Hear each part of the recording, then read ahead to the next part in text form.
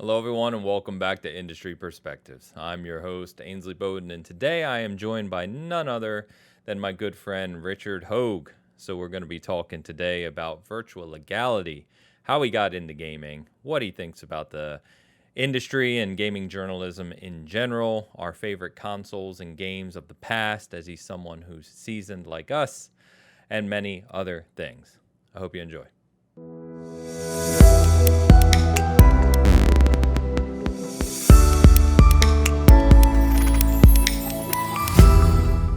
And we are live with Mr. Radicalized YouTuber, the Hoeg himself. Good morning. You know I'm starting right off the bat with that. We got to do it. What's happening, my friend? Oh, I'm doing all right, Ains. How are you doing this morning? I'm doing well. Been looking forward to this. I know that for our viewers, and you and I were just joking that, we talk every week anyway. We talk in DMs. But I've been looking forward to just sitting down with you. I actually did one of these with Travis months ago, many months ago, I think last year now. And been looking forward to talking to you, especially given the journey you've had over the past several months and this year. So I think there's some good points we can chat about there. But yeah, it's gonna be fun. Yeah, be good. So let's start back at the beginning. I do this on almost all the kind of conversations I have with people. Let's talk about Little Hoeg, Junior Hoeg, Seasoned Hoeg, and how you get into gaming to begin with, because I always like hearing how people started their journey, what got them into it, if there's something that inspired it, and then kind of like, has it always been a thing for you? So where did it begin? Yeah, well, I like to think that the gaming industry is basically a timeline for my life, right? I'm a child of the 80s. And so while gaming existed a little bit before Hoeg did, not a ton. Right. And I think like a lot of people, my beginning is from my father, my parents, in terms of my mom allowing it in the house. But my father was always really interested in technology and advancement and the newest thing. So at some point in my youth, we had a Laserdisc player. We had a 3DO, a CDI, TurboGrafx. We had everything because my dad was really interested in all of this. And so if you're a young person and you're growing up with we're playing Pac-Man on the television, how is this happening? That becomes something that you really bond with, both me and my brother predominantly, and me and my father. And then that just becomes how you grow up. So we got an NES in like very early on, like in '89. We got an Atari 2600. We had an Intellivision. As I mentioned, we have all those weird 90s things. 3DO, still one of the best, one of my favorite amazing ever. Yeah. It grew my love of video games. But when the TurboGrafx CD came out, along with kind of the 3DO and some of the other stuff, I really wound up loving like voice. Like when Ains starts on TurboGrafx CD and they talk to you, Ancient Ains Vanished. I remember my dad and I just being floored about that because it's orchestral, it's talking, and that was just a really big deal for us. But at that point, I had already been really invested in kind of narratives in video games and storytelling. And I can tell you all sorts of stories, but I remember we talked to the like Nintendo tip hotline on how to find the Sunstone in what was then called Dragon Warrior 1, which was a very cheap trick that Nintendo played back in the day, where you had to actually walk outside of the town, which usually kicks you out to the world map, and realize that they put the block that would kick you out to the world map one block further so that you could walk around the edge of what was ordinarily banned space. And it's like, come on now, Nintendo. And I remember it was whatever it was, $5 in 80s dollars to go and talk to the Nintendo counselor and says, oh, you go outside the town. But me and my dad called that number for that. And that was really a lifetime of gaming and technology and that kind of stuff, right? So early CD players and things like that. But it was really, for me, it's really probably the golden era of like Squaresoft, Super Nintendo RPGs, where I was into them. I played all sorts of games, but it was that kind of Final Fantasy IV, Final Fantasy VI sequence where I really sat back and looked at it and said, there's art here. These games can make you feel things. I had a save set for the opera scene in Final Fantasy VI for like my entire youth until I went to college. I just had a save right there because it was so impactful and interesting to me. Is doing something weird. I mean, you're going to be in a freaking opera. And it was meaningful. And then that led to all the rest of the stuff. I can tell you all sorts of stories. I had a pre-order from Electronics Boutique for Final Fantasy VII for about 2 years. I'll always remember, whatever it is, September 1997. I got it. Somebody threw me in a pool at a wedding and it got wet. I remember being with a blow dryer, making sure that the Electronics Boutique wouldn't lose my copy of Final Fantasy VII. And you that's talk about like your pre-order receipt. Yeah, I had a pre-order receipt. It was in my wallet. It's a token, right? It's like, okay, I'm having a bad day. Some of those days in high school summers, you're dealing with all sorts of stuff. I had a bad day. Like, you know what? September, we're gonna play Final Fantasy VII. It's gonna be great. My mom let me take the day off of school. Oh, I know. Rare. It was good times. And then that led into college and law school and whatnot. And I would have my weekly Best Buy trip to go and check out what was out and get those games and bring them back. And then I was the guy with the dorm room that had the game systems, right? So we're playing whatever we're playing, and people would come by and we'd have pizza night, and I don't remember what we were playing at that point in time. People were really enamored with things like Bungie's Oni game. I remember that. We had Monster Rancher tournaments. It's a very specific time for people that don't realize these things. But we also played the standbys, your Mortal Kombat, your GoldenEyes. We had a lot of GoldenEye. Who didn't have a lot of GoldenEye? Mario Kart and GoldenEye. I remember Mario Kart and GoldenEye. There you go. Yeah. There you go. People would also play on my computer at the same time. So I remember vividly having like 6 people in my tiny dorm room with like 2 playing Diablo 2 and 2 playing, I think it was like Monster Rancher. Honestly, there's a big Monster Rancher obsession at the time. And like, so that's my whole life. That never went away. And so when I get out of law school in 2005, and I start doing at that point, what's venture capital, mergers and acquisitions, corporate transactions, I'm doing high tech stuff. It's pretty cool. I usually call it like James Bond technology. You hear about some of these things coming out of like the University of Michigan and elsewise. And it's like, man, if that works, that's going to be crazy. And some of them do. But I then started advancing a little bit more into software and technology and that, because we didn't have a ton of kind of institutional expertise on those things. And we were moving into software as a service agreements, and they're different than software licenses used to be. And so I just started to learn that and work with that. And that became kind of part of my internal sales pitch. You work at a large law firm, you've got like you're that guy that does that thing. And so people say they're working on a weird SaaS thing. They're talking about servers. Who do we got? It's like, yes. All right. Hello. Let's talk about service level agreements. No, you can't agree to that. That kind of thing. And so that built up my practice within that framework. My old firm didn't love kind of gaming as a concept, so it was mostly enterprise stuff. And then when I start my own firm in 2016, I bring that to the party, and I start to say, okay, I've got this background. I love this stuff. Let's see if I can help anybody. So I start going to IGDA meetings here in Michigan, in Ann Arbor. I start talking to various folks on that. I met Larry over at Night Dive, other people that were doing things in my space, and that led to a whole bunch of stuff.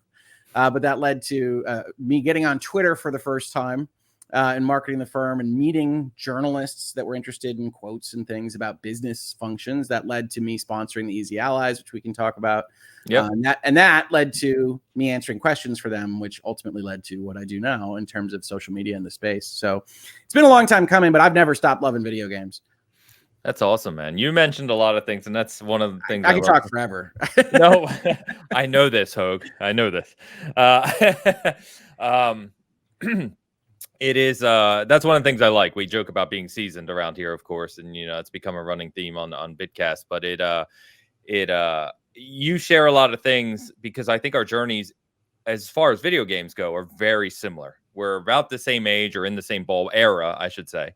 And we grew up in the same way, where I was so fascinated with the consoles and the kind of emerging tech. And back then it was a little more kind of cowboyish, with just things coming out of the blue and new consoles. And, like that you mentioned, TurboGrafx and 3DO and CDI. And these were all just shots at an emerging industry and people taking their shots. And it was just cool to see. And I think I missed some of that in a way. I missed some of the craziness that we got and just the unique experiences. 3DO and all those ones I just mentioned, none of those are big sellers, but they had cool games and they had cool experiences, and they were unique. Yeah, they really were. It was CDI neat. was focused on video. I remember being in a high-end electronics store with stuff that like my dad couldn't afford, and we were getting sold these things. They had like whatever the CDI sold with. It was like a golf game, but it had all the announcers and it had the changing camera views, and it had like a little animated golf ball that would go on to what is an actual like photo of a green.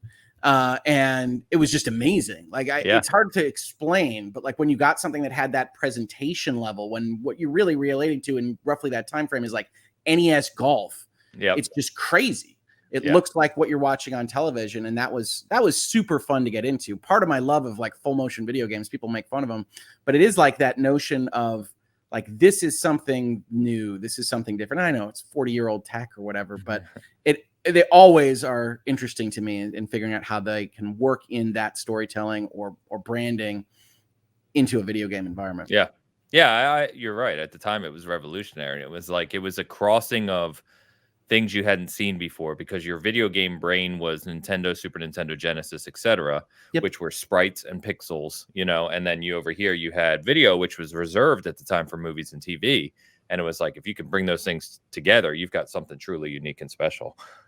Let's not forget, by the way, that CDI has a Legend of Zelda game that many people forget about. So they like to make fun of it, and it's not a great game, but it was interesting when it came out. The CDI, I remember the golf game. I remember miniature golf. I can still quote that miniature golf game that I played on the CDI back in the day. They had a trivia game that was kind of weird that I liked. But 3DO kind of took that over in our house for like the weird CD based system. Yeah, 3DO was my go-to actually, until I heard of this new thing coming out of Japan, which was making waves, called the PlayStation. And Sony, the company that we all loved our CD players and TVs for, was making a video game console. And many of us in the US were like, what are they doing? You know?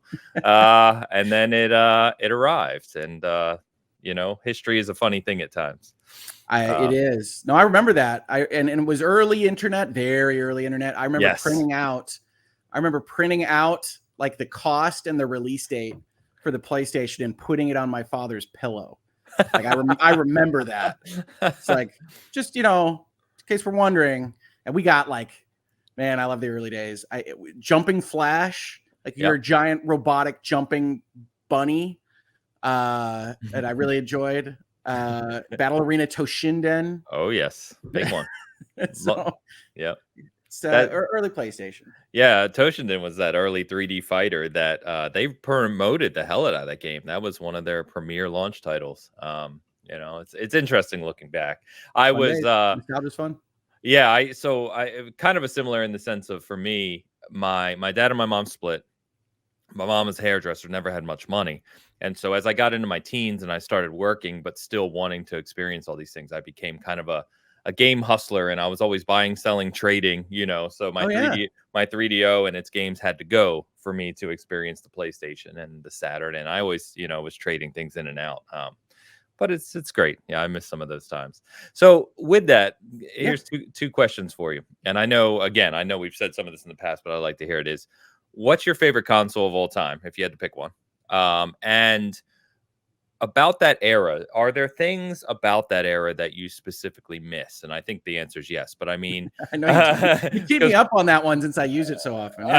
I know. But I mean, like, let's talk about that, right? Because I think that it is a very different environment today, and we'll talk more about today here shortly. But, you know, what's your favorite console of all time? And if you look back at the eras we're talking about, say 20 years ago or so, what do you specifically miss about that? 20 years is still in the 2000s. Jesus, you're right. Wow. It's okay. 25 plus 30. You know, we're getting old, Hoeg. We're getting old. I mean, we're seasoned. I've been asked this question a bunch. I find it difficult to not say the Super Nintendo. I think in terms of breadth and variety, and especially for me who loves narrative, Squaresoft has never hit harder than like Chrono Trigger, Final Fantasy IV, Final Fantasy VI, and some others that were all Secret of Mana, that were in that era. And then you combine that with other stuff that I loved that was weird. There's a game I really loved on the Super Nintendo called Aerobiz, which was kind of a translation of an entrepreneur game from a PC landscape to the console. The shooter called UN Squadron, all the Mario games. I mean, Super Nintendo, I don't think can be beat for that breadth. But usually what I go back to talking about like the 2000s as probably the era that I liked the most, it was probably PlayStation 2. Because PlayStation 2 had the 3 dimensions, had the advancement past the PlayStation 1. PlayStation 1 I love. I adore the PlayStation 1, has some of my favorite games. But you watch a PlayStation 1 game, and it has the warping textures. It has like the 3D that it's not 100% working. And PlayStation 2 was that era between, hey, everything has to be photorealistic, or we have to try to get it photorealistic, and we got the textures to be straight. And so PlayStation 2 still allowed for me to have that variety that I loved. I'm playing weird games like programming robots in Carnage Heart. I'm playing just a large variety of weird stuff. You still have most of the companies operating. Konami was still making games. Yay. And that, I think, to me, is what I loved the most. You asked me what I miss. Both the Super Nintendo and the PlayStation 2 era, I miss variety and experimentation and going out there and looking at a box and saying, that's a weird description. I wonder what that plays like, and giving it a run. Some of that is the internet. Some of that is just having too much information. It's very hard to surprise you with a release nowadays. But I think a lot of it is that so much money is invested in what they need to be tent poles and massive successes that you don't see as much of that. Now, I'll also say this week has been my playing what I consider the PlayStation 2 type games, which is Square Enix released this week 2 games in Diofield Chronicle and Valkyrie Elysium, which I think aren't getting great reviews, and I don't care, which really reflect like that feeling to me. It's like, oh, these are smaller teams trying different things and doing weird stuff, and I love it. I love it. I love that novelty. I love that attempt to make something new and different, especially for Diofield Chronicle. It's like, that's going to be a cult classic. I'm willing to guarantee to you that people, if it never goes anywhere, are going to say one day, remember that weird game with the field name? That was cool. I think, is it fair to say, because I've thought about this, and I know we've talked about it before, but which seems to be a running theme here, but it feels like back then, versus today, you kind of touched on it there, which is at least from what would be defined as a AAA investment. AAA investment seems to be very categorized today and targeted, where back then they were still kind of figuring out what was really going to be big or exciting or different. And I think that there are a lot of unique experiences today, but they are a lot more niche, where before it was like, combined with the level of information we get, as you said, back then it was like when a new game came out, you just found it on the shelf, looked at it, read it, and was like, oh, this sounds crazy, right? I'll try this. Let's give it a run. Yeah, let's give it a shot. And I think that we've become so ingrained. One of the things I hate is the whole meta conversation, even though it's obviously applicable. But it's like, as soon as we've talked about this, as soon as something gets below a 7, it's just disregarded today. And it's like, it's a shame, because there's probably a lot of really fun experiences that we're missing out on. But we're also more spoiled for choice today, too. Yeah. The thing I try to balance always is like we kind of relate to our memories relatively. So the stuff that we consider the AAA have to have games actually probably are being made right now, even in that indie space, with roughly the same level of production value as we would have gotten from the full price, really excited for game in like 2000. I try to remind myself of that, because you go back and you play, I don't know, Ratchet and Clank, like one of the early PlayStation 2 Ratchet and Clanks. It's like, you go and you play something like a Tunic or whatever. It's like, actually, these are comparable in terms of production value, but they're just not the top end of production value anymore. And I try to remember that in my brain, which works out for me all right. I play a ton of indie games, and very often I get more enjoyment out of them, at least for longer periods, than I do for playing through whatever the latest cinematic masterpiece is. Yeah. And I try to watch myself on that, but I do look at the photorealistic things and the open worlds and be like, man, what if you applied that to something different? Wouldn't that be neat? Yeah. And I get it. I come from the business side of things. It's like, well, Rick, if we invest $80 million, we got to make sure we get X amount of copies. Yeah. It's like, I get it. Yeah. It's just the imagination running wild of what could be. Yeah. All right. So you mentioned a bit ago when you're kind of talking about your journey to Twitter and YouTube eventually, you mentioned Easy Allies. And I know I that did. they were, is it fair to say that they were kind of an inspiration for you, their early content around how to approach kind of gaming journalism, for lack of a better word, or how to approach about the discussion about games and how to approach that? And I've seen Easy Allies referenced from a lot of people who I would consider I don't know, consider seasoned or consider people who kind of grew up with gaming and on a more serious conversation, like who really, aren't trying to be out in front of the nonsense every day. Easy Allies seem to be a go-to for a lot of people, at least early on. So are they what kind of inspired you to kind of go down this path and start to research, creating content on your own? I think definitely they were a part of it. Okay. So, I 2016, I start Hoeg Law.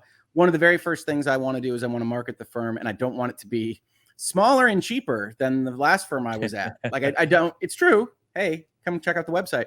But I wanted to do something different, and my notion was that I wanted to do something that was essentially lawyers don't have to be aliens. Lawyers don't have to be in suits and in fancy shoes. And we're people. And I had seen, this wasn't really Easy Allies at the time necessarily, but I had seen kind of personal branding taking over other professions, not just things like gaming commentary. And I said, I think that can work with what I do because I'm not a litigator, right? Like that's a part of my story is like, I'm not fighting in law suits for people. I'm not in courtrooms. I'm getting deals done. And with a little luck, I'm helping you form your company. I'm realizing your dreams. That's what I like. I wake up, I like the dreamers. I like the entrepreneurs. It's one of the reasons I left is that they are often not the best billable sources, right? And when you're working at a big shop, that can be a trying conversation. Yeah. Because I tried to pitch a number of times like, well, they will be. 1 out of 10 of them will be one day, maybe. But I love that. I get the energy out of that. The practice of law can be a bit of a bummer. You're constantly telling people about the way their things can go wrong and all these, and at the end of the day, if everything's going right for a company that you support, everything kind of seems like they didn't need you at all, right? You've papered all this stuff that nobody's fighting about. You've done all these things that, with a little luck, the regulatory bodies wouldn't actually need all this and all this stuff. So one of the things that I really wanted to focus on was helping people build companies and their dreams. And I am always so inspired. There was a time when my brother was in, I won't go too deep into his specific history, but he was in like standard jobs. He was in standard enterprise stuff and he was unhappy. And he decided he was going to basically give it all up. And he went to game school, essentially, at SMU in a place called the Guildhall. And I was a young lawyer at the time. And I went to like their graduation. And I had these like 20 people in his specific class. I think they called it a cohort. And we were all out to dinner. And I think we were going to like The Dark Knight or something like that. Batman Begins. Something along those lines. And like each one of them told me like these stories about like mortgaging their house to do this or giving up this role or things like that. And I still remember being at that meal and being like, this is what I want to support, right? These are the people. We're talking about games. It can feel dumb, but in any industry, the people that are willing to put themselves out there to have that risk are the people that make all of our lives better. They get that job done. And I wanted to be a lawyer that could help support that. And yes, does that mean sometimes those bills are out there in my aged receivables for ridiculous numbers and people try to pay me in muffins from time to time? Yes. But I can sleep at night and I feel energized about that work that I do. And so like that all kind of led into the same kind of thing of branding the company as something different. Right. And I think if you sell that right, it's a good sales pitch. Like I care about you. I do. So let's work on this together. And at the same time, I was like practicing for a half marathon that I was doing. And when you're doing that on a treadmill in the Michigan winter, you need content that isn't like super involving, but that is long. Like yeah. I'm not setting any records for my half marathons here. Let's be honest. And so I stumbled upon the X Game Trailers folks that wound up starting Easy Allies at almost the same time as Hoeg Law. And so that always I thought was a nice mirror. And then they were supporting themselves through Patreon. So I found out about all sorts of stuff from them. But Brandon Jones, who was the head of Game Trailers and the head of Easy Allies, is roughly our contemporary. And he had a very kind of seasoned look on things. And then they, in general, were not engaging in what I was seeing, which is this kind of cynical outrage bait that was even then, back in 2016, kind of becoming the sound effect of some of the commentary channels. Yeah. Because I was also, watching Kind of Funny, which was imploding at the time and things like that. And so I said, these guys are positive. They are insightful. I was a big fan of, in particular, Kyle Bossman. And they had one of these slots. And I said, this is a weird way to spend marketing dollars. Let's see what it does. I mean, the one thing about this nobody tells you is when you're going out there and you're starting businesses, I did a lot of like A/B testing. Sure. It's like, I don't have the expertise. We're going to start doing things and seeing what bounces out. And so I sponsored the Easy Allies. I still have the video clip of them being like, that's a law firm during their podcast halftime. And I stayed with them basically until they stopped taking Patreon. So they moved to having like a positioned advertising agent. And I inquired as to their slot again, and it was substantially increased in price. So good for them. But I was out. So I supported them for as long as I could realistically. And as part of that process, one of the things that happened is that Kyle's a curious type person, and he would send me emails about whatever the topics were. Fan art. A lot of people ask about intellectual property and can I actually make this stuff, and will I be arrested and thrown in prison? And so I had some of my earliest stuff there was them sending me emails, and I would write, I'm a lawyer, and I would write back answers, and then they wound up reading them and making a segment out of it. With Brandon Jones reading it, which is cool because he's got a great voice. And that became a thing, and that was very popular. And then I started getting notes about that, and I was like, okay. And then in 2017, a movie came out by the name of The Last Jedi. And I, of course, being a young business owner, used my law firm's blog to write a long form review and critique of The Last Jedi in January of 2018. Which I think to this day is the most read thing I have ever written. And that exposed me to the internet more substantially, right? So that taught me about places like Reddit and Tumblr and NeoGAF and Reset Era and all these various other places. I was like, all right, because you just track your essay around and you're like, well, how mean are people being? It's the internet after all. And then at that point in time, also, you started to have like movie critiques on YouTube at the same time. Yeah. And some of them in terms of production were terrible, right? It was like a guy holding up like an iPad with like some of his thoughts and like pointing to them with a pen. And I was like, and that had like whatever, 1.3 million views. I was like, okay, I can do this better than that. And then I had a number of clients that had YouTube channels that had analytics data that was coming to them. And they were asking me questions. And I was like, what? I don't know. Yeah. And so I said, all right, this seems like an interesting idea to have. And so I started playing with that. I did an Avengers Infinity War essay that I then kind of read as a script. And then I did what I describe as poor man's video, because I was just interested in like what editing is, what the choices are. And that one was the first video on the channel. You can go check it out. But it's me reading one of my essays, which I then put on my blog, and saying, okay, well, that's interesting. That works out. Then I did the same thing with my Last Jedi essay. And I was looking at that, and I was looking at returns. Then I used the Easy Ally sponsorship to at least tell people about the channel. That goes away. And then the sponsorship of Easy Allies ends. And the way I tell this story usually is that November of 2018, the way that my practice works, I do day-to-day stuff, contracts, contract review, drafting, that kind of thing. But like some of the big time commitments are deals. And that might be an investment or an acquisition or an exit. And those deals run on months-long timeframes, and they take substantial amounts of time. Sure. But if they get delayed, if they get dropped, if they get changed, your time frame becomes different, because I'm not a hugely redundant law firm with 350 lawyers. I can only frame out what I think I'm capable of. That's kind of the ethical ethical requirements of the practice of law. And in November of 2018, I basically had two deals. It might have been a third if I'm forgetting that. Two deals that were slated for that kind of November, December period.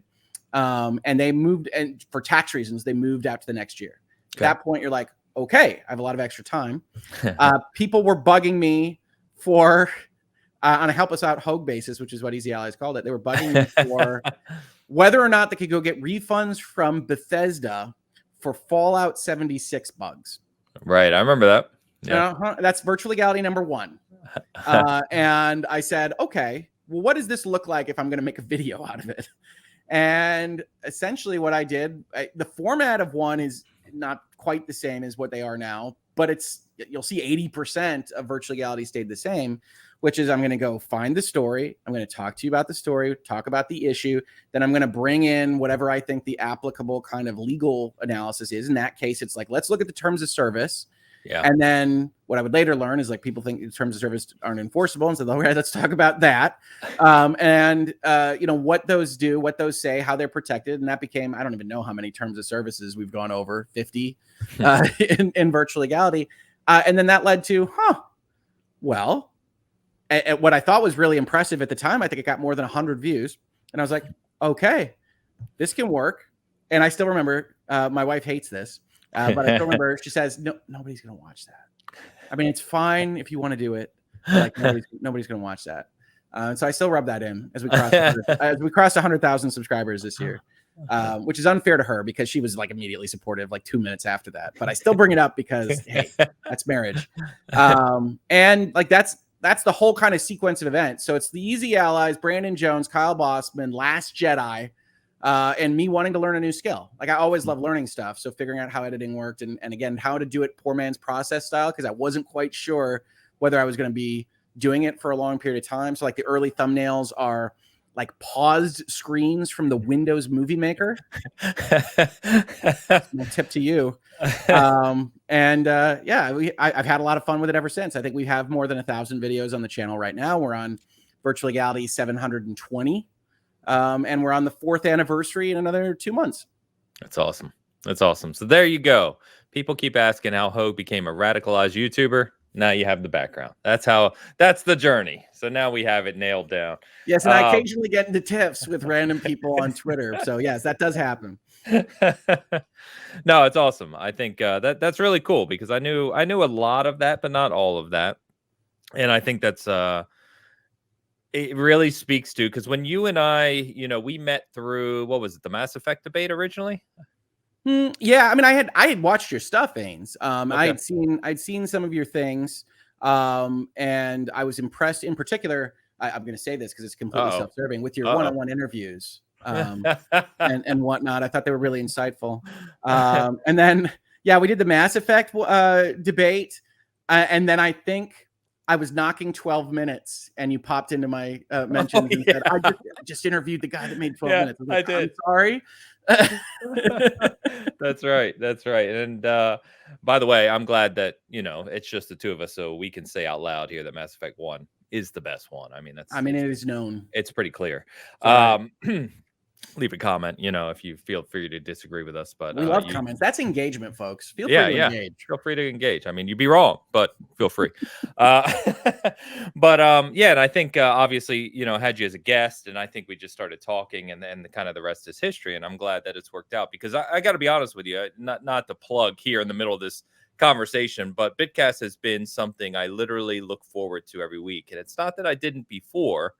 I always love talking about games. I do it a lot, but I think we joke about this, right? It's become something unique, and I believe special. And I think it's going to continue to be something special. And it's just been really good gelling with you and Travis since coming on. So it's been awesome.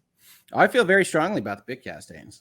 Yeah, man. You know me. I joke about my marketing, but I am a pitch man. I do that. Yes, you do that. I told you I got to learn from you because you're way better at it than me. But so one thing kind of along those lines then, as you talk about, you mentioned Easy Allies and kind of the way of the positive, kind of more intelligent, seasoned approach, whatever word you want to throw in there of how they covered games. And I would completely agree with you.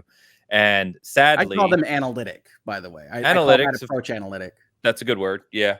And, you kind of joked back 2016, 2018 around how the what Steve over at Season Gaming said the other day, which is monetizing outrage. And you know, I thought that was a good way to describe at least a percentage of what we see in terms of coverage today, right? It's always something to be yelling and screaming about. And I think obviously, you know, you and I take a different approach. But what I find both crazy to me, but also I admire you for, so it's a weird dichotomy there, I love it. is that you have a way of you're on a lot of shows. A lot of people ask you to come on, and they range from full on Xbox bias to full on PlayStation bias and everything in between, right? Yep. And you know, we know that you're a PlayStation fanboy at heart, and we know you're an Xbox fanboy at heart too. Somehow, So my commenters definitely know that. Yes, those two things work together. it's probably true. Actually, I'm also a Nintendo fanboy at heart. I love them all. It's true. Yeah. See, it's you can't love them all. You have to pick a side. I know. Hope. I know. You got to pick a side. I find that tremendously limiting. It is very.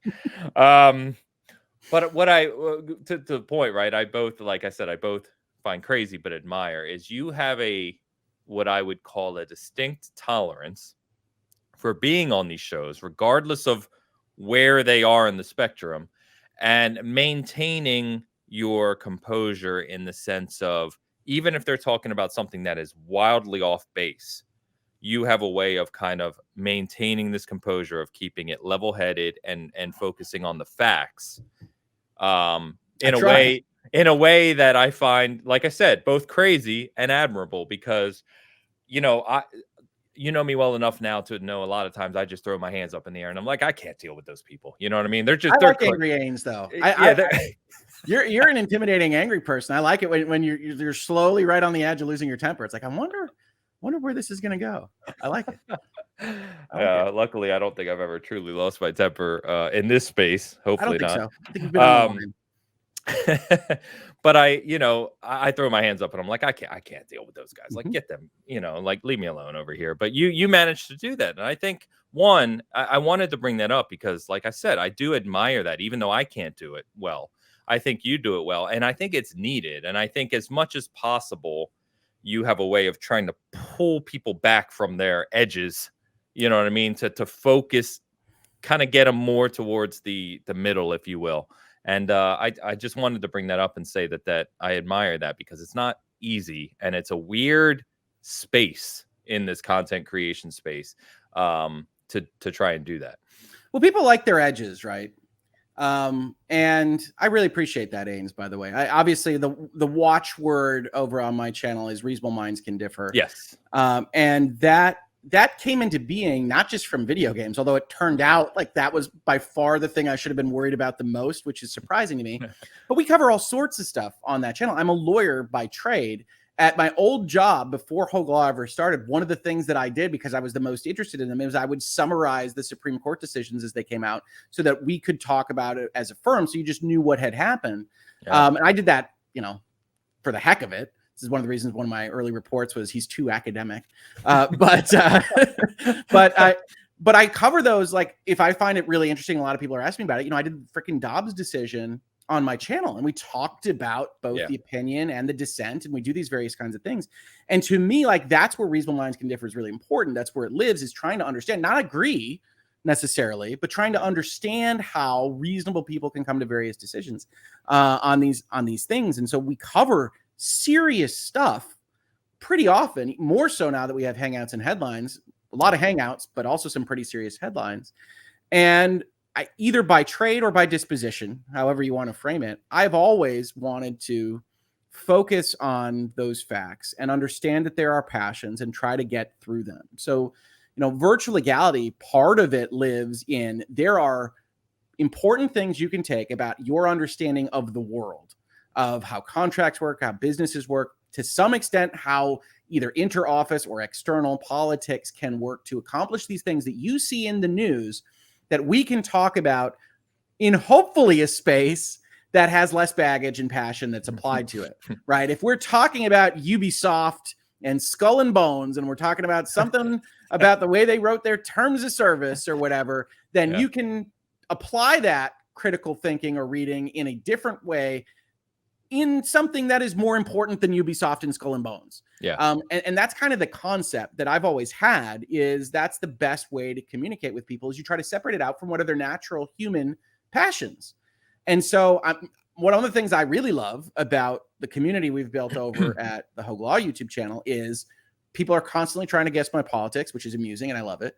And as you said in kind of the intro, every other episode, it's like, you're just a PlayStation show or you're just an Xbot. And it's like, okay. I don't know what people do when they look at Virtual Legality for like this week. And the Tuesday episode was Xbox is being disingenuous. And the Thursday episode is Sony steps in it again. I don't know what folks do with that.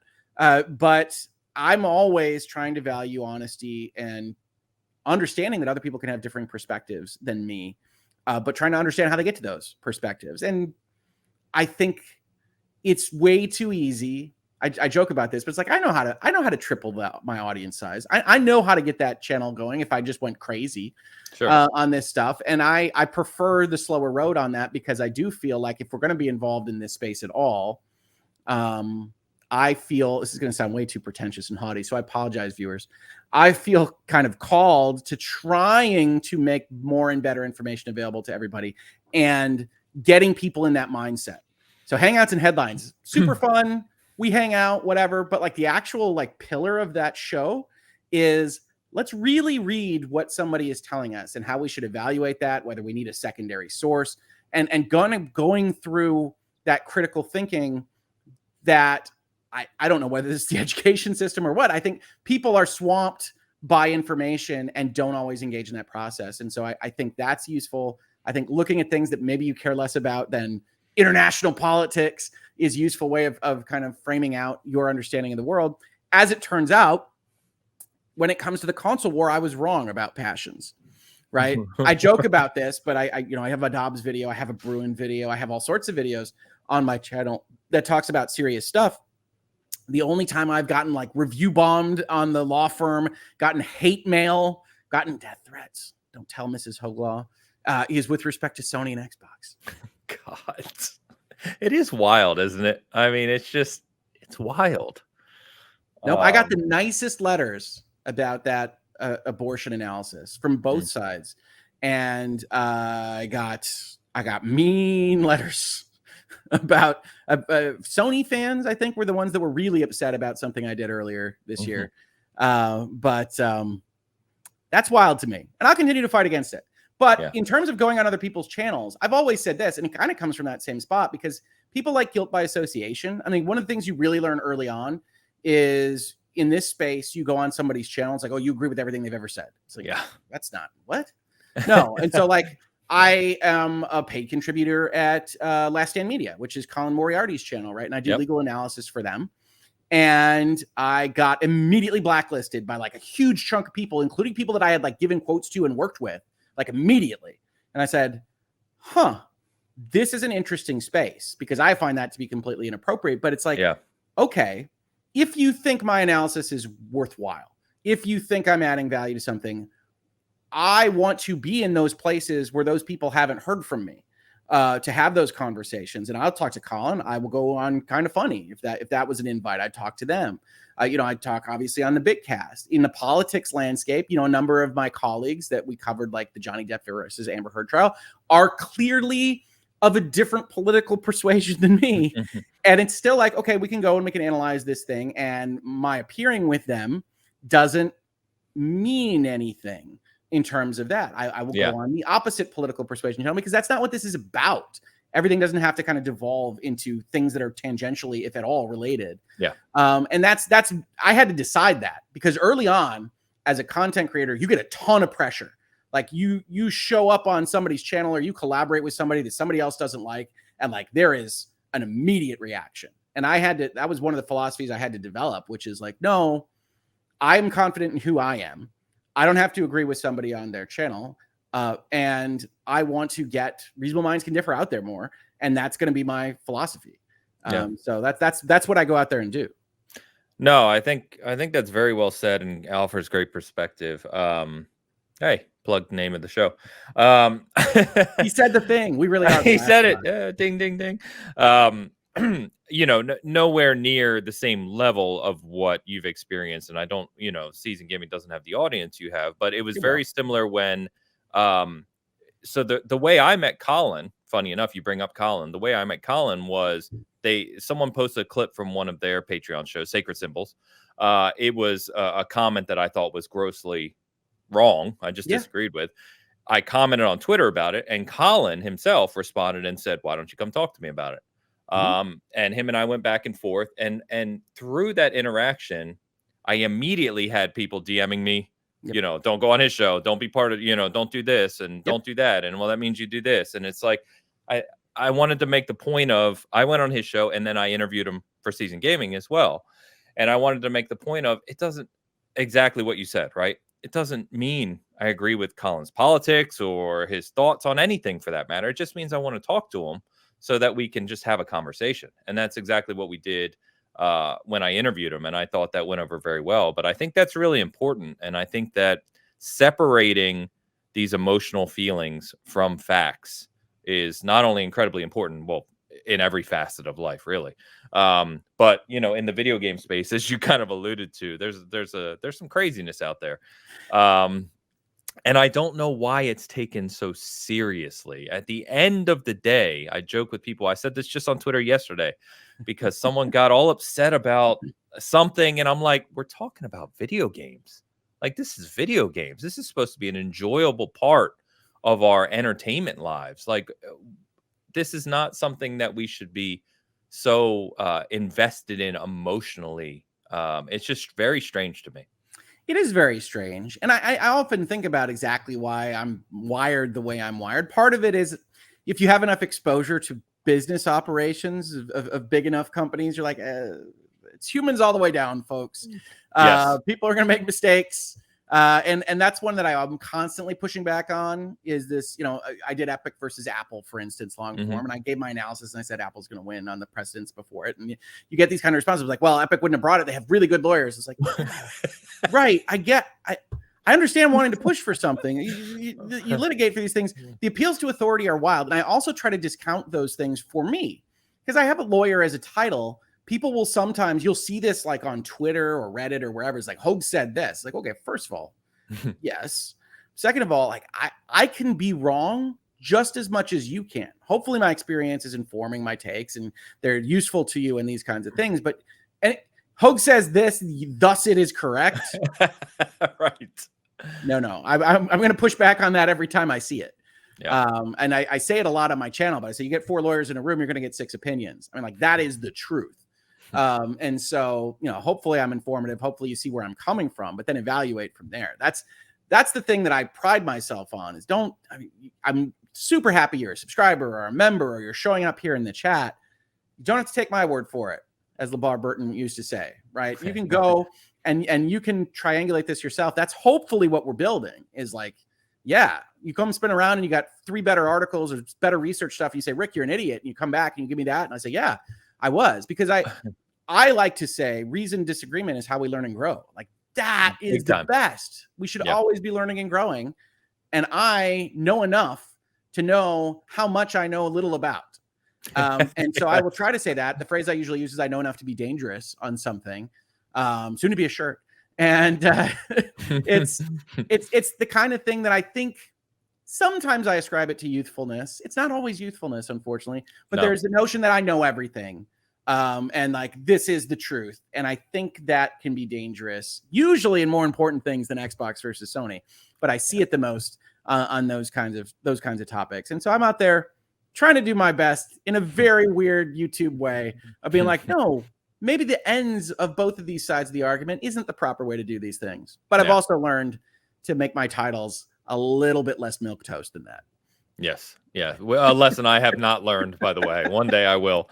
I think it's important. I think, it's part of the reason I invited you on the Bitcast, part of the reason we talked about going long-term with it. And, I just think that that's valuable because of what's out there. And I think that we've seen an influx, especially since COVID, in the past couple of years of, there's a lot more channels than there were and a lot more podcasts. A lot of talkers, yeah. Yeah, and it's fine, right? I kind of laugh because I tend to criticize that. But that's all I am. It's all any of Mhm. us are, right? I mean, it doesn't, not better because I've been either doing it longer or, started before they did. And, that's not really fair to look at it that way. But I think there is a lot of noise in the space. And I think that as much as the kind of seasoned ones or the ones who specifically know facts about whatever aspect we may be talking about at the time, that knowledge is valuable and it should be shared as widely as possible. Oh, I'm willing to pitch that we're better. I mean, I don't, that doesn't bother me. I think that it's important to have a lot of voices. I think that's fantastic. Yep. But everybody can evaluate for themselves who's more thoughtful and who's less thoughtful, right? I mean, there's a That's true. distinction between who's actually kind of run this through a couple of paces to see what it is that I'm going to say and whether it makes sense or not. And I like to think that I'm always doing that. Frankly, I'm trained to avoid liability. So things are going through my head 4 or 5 times before I deign to say them. But I think that what we're putting together at the Bitcast is fantastic. And I know you highlighted a comment this last week, but I am very rarely emotional, but sometimes I get that way. And there was a comment that was like, this reminds me of the early days of Easy Allies. And I was like, damn it, man, you got me on this. Because it's so important to me. I love those guys, and they've always been fantastic. One of the things I like to tell people about that is, like, I'm always worried. I think you always worry about this. Like, you get somebody on the phone or you meet them in person, and it turns out they're giant jackasses. Yeah, that's happened many times. Yeah, sure. Don't meet your heroes. Except that every interaction I've had with any of the allies has been utterly wonderful. Yeah. Isla Hink, formerly Ian, was the one that set up like all of my electronics for what Virtual Legality gave me all the recommendations for microphones and connections and everything else. Was utterly fantastic.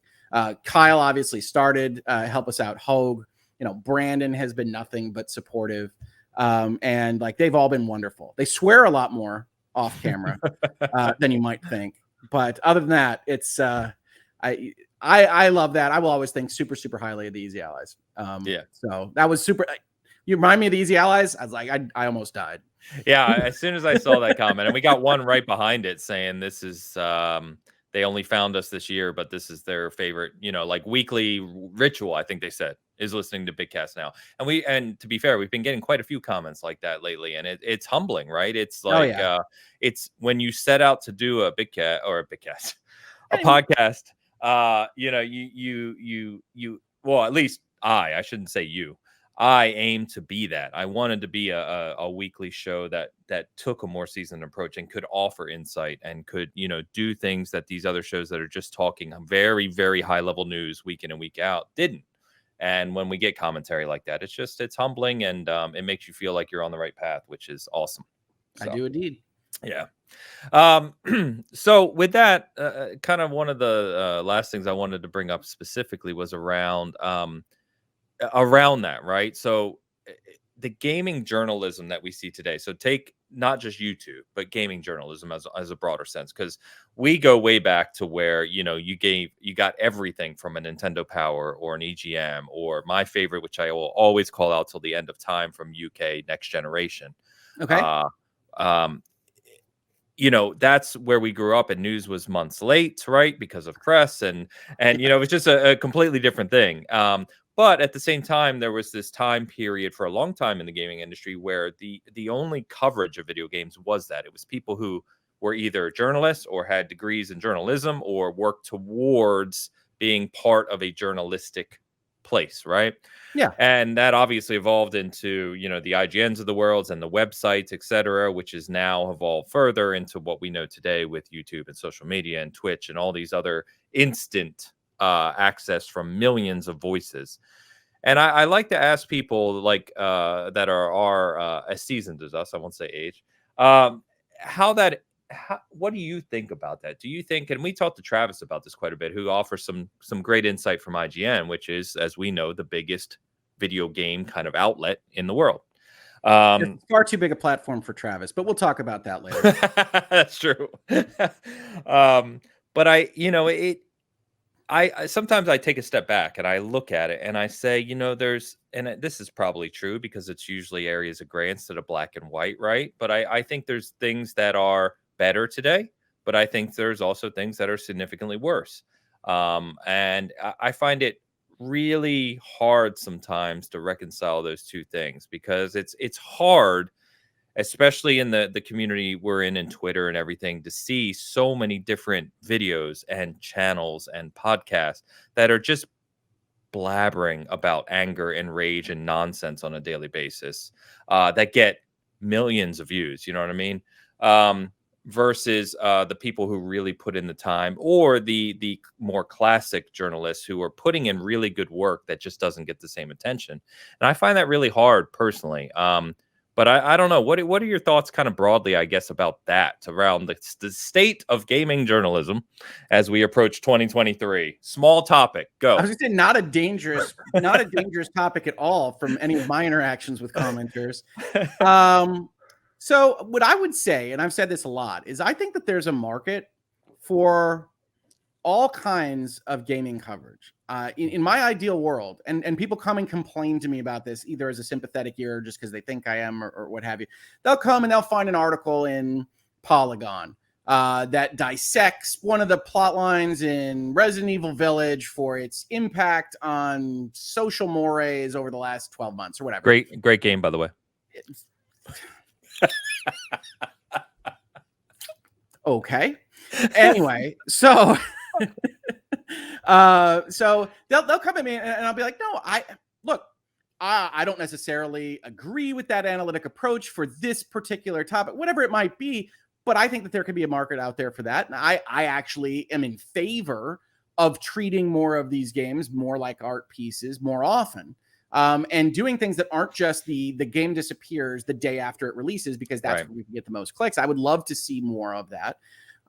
And I think that that's there to some extent with what I would call kind of the movie critics commentary side of like YouTube, going back and doing those analyses of games. Right. One of my favorite, I probably go back to it since it's October. One of my favorite series on YouTube is someone doing like a long form analytical discussion of Soma as compared to Amnesia. And it's like, that is an actual, like, that is a value. That is like a really interesting English lit class type approach to these games that I like. And I'd love to see that. And there's that content on YouTube. It can be very difficult to find, and it can be very difficult to find without accidentally stepping into, a discussion of 2022 politics randomly in the middle of your video discourse. So I mean, like, that's a tricky thing, but I'm entirely in favor of that being out there, and I think it's great. The journalism side, I think, has two problems, one of which is clicks are the most important. They got to make money, they got to feed their family, got to keep their lights on. I get that.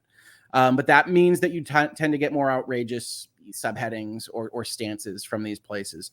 And I think at the same time, the kind of Metacritic mob mentality that kind of goes around the internet tends to steer things in a direction that you can put your thumb in the wind, and you can figure out where, especially the really big ships on the journalistic sea, are going to wind up wanting to sail.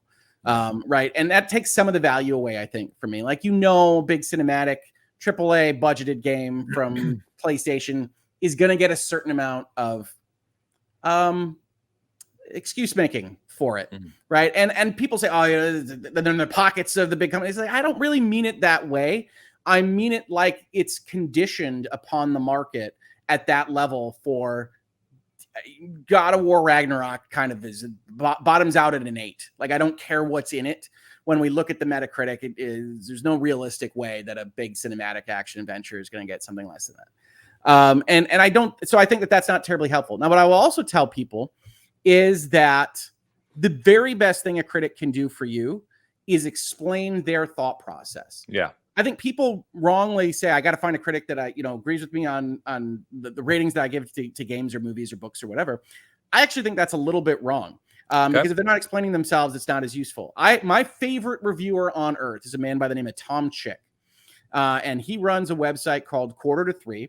And unfortunately, he's had some medical issues in the recent past, so he hasn't been as prolific as he used to be.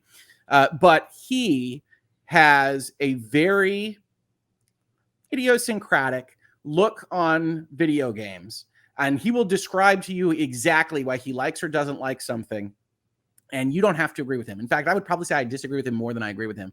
But you understand where he's coming from, and he is by far the most useful reviewer, in my opinion, on the internet.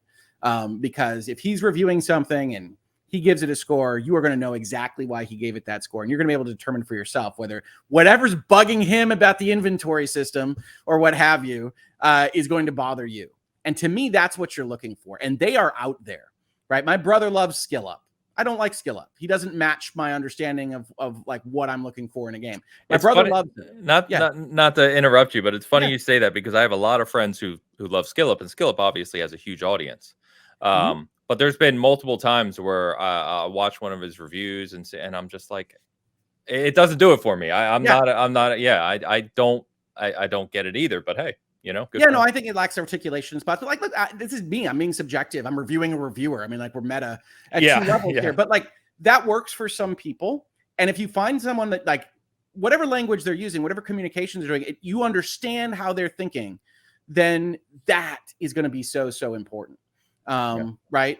And so I think that more voices is better for that, definitely. But it does make it more difficult to find good stuff. So when you find it, grab onto it, hold on to it. And I couldn't recommend Quarter to Three more. Some of you are going to hate Tom Chick.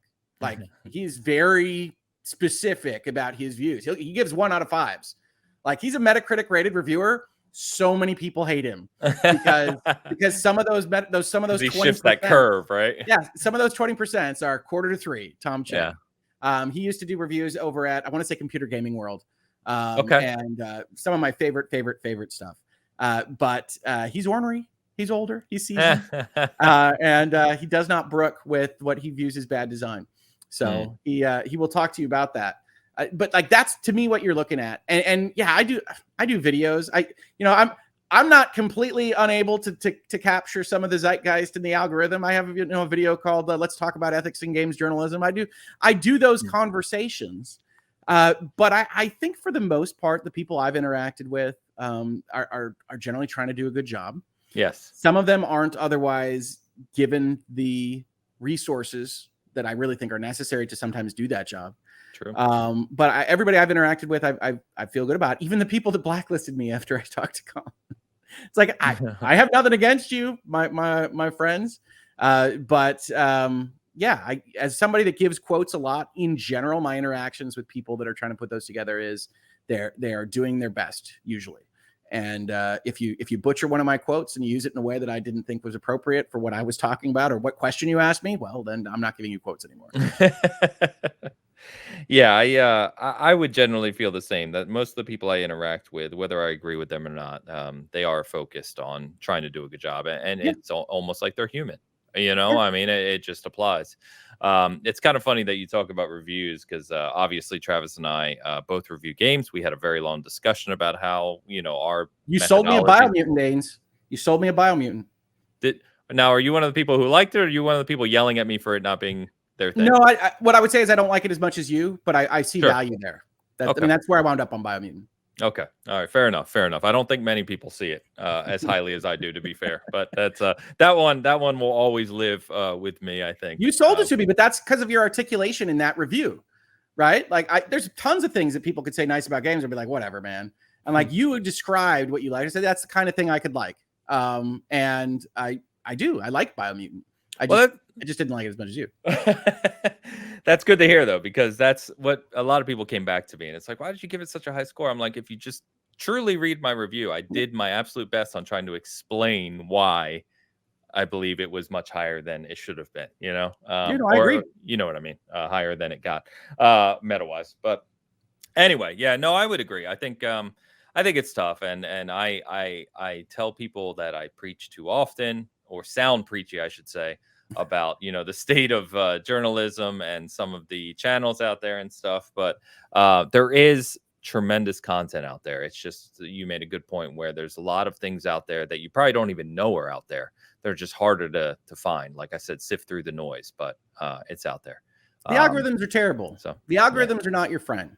It's true. And I say this not just as somebody that tries to pierce the algorithm every day, but it's they want to push you in specific directions. So don't do that. There is awesome stuff out there. for whatever you're looking for. I Yeah. promise. But it's going to take some effort. Yeah, no doubt. No doubt. Well, my friend, it's been a fun conversation today. I Yeah. always love chatting with you. I love your insight, and good to get a little more context around, the background, virtual legality, the Hoeg house. So I love that stuff, man. Love it. So it has been a fantastic year for you in terms of the channel itself and your content. And so why don't you give I mean, obviously anyone watching this knows where to find you, but we're going to do it anyway.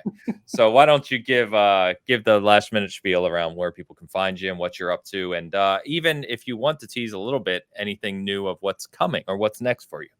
Oh yeah, no, absolutely. Well, in the immediate future, probably even before this will probably air, we're doing Lawyers and Dragons. We do that every weekend now. It's our 4th show on the channel. We'll see where we wind up with number of shows on the channel. But Lawyers and Dragons is, of course, like it says on the tin, lawyers playing Dungeons and Dragons, and we have a ton of fun with it. We have a great GM. It is significantly more popular than I thought it would be. And so come check it out with us because we're having a great time. And you don't necessarily need to get caught up, but if you do, we've got it all in a playlist on the channel. Otherwise, every weekday except for Wednesdays, we're doing Hangouts and Headlines in the morning hours, very early for you, Ains, 6:30 in the morning Central, but 7:30 a.m. Eastern. We're taking a headline, which may be important, maybe not, looking at how it's reported on, looking at the stories, and otherwise chatting, having fun. I view it as something like a slightly more analytical drive time radio program, which I used to love when I had to commute into work. And so we have a lot of fun in chat and with the community that we're building, and I'm super proud of. And then the bread and butter, Virtual Legality, where we dive into a story that's usually related to video games, even more so now that I kind of split off the non-gaming stuff into Hangouts more often, where we just this week covered what I viewed as a very disingenuous kind of argument from CEO of Microsoft, Satya Nadella, talking about how Sony purchased 3 companies. So how can you possibly have any concerns about Activision?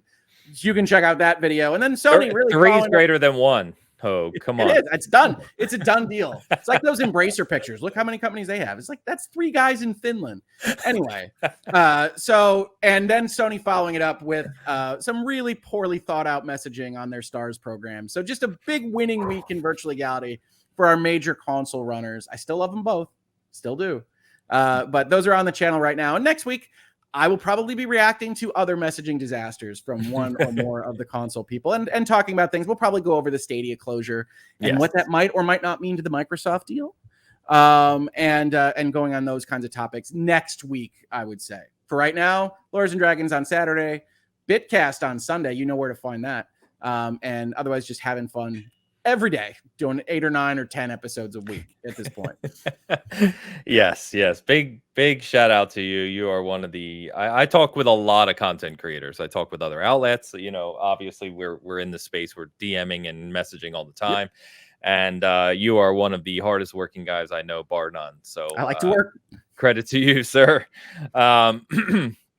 Anyway, for everyone tuning in, thank you as always for tuning in and hanging out with us. I hope you enjoyed it. This is going up a week early for patrons. So if you like to support independent gaming journalism, you like what we do here at Season Gaming, I would encourage you to check that out and join our Discord too. We talk about everything there. And there are patron exclusive channels there as well. So you can check that out. As Hoeg already said, you can find us on Bitcast every week, 11 a.m. Eastern on Sundays. We are live. This week, as we're talking at this moment, as we record anyway, there'll be some talk about Stadia for sure, and what that looks like. That was interesting. So we'll talk more about that. So other than that, thank you as always. Appreciate everyone who tunes in. Hope you enjoyed it, and we will see you next time. Until then.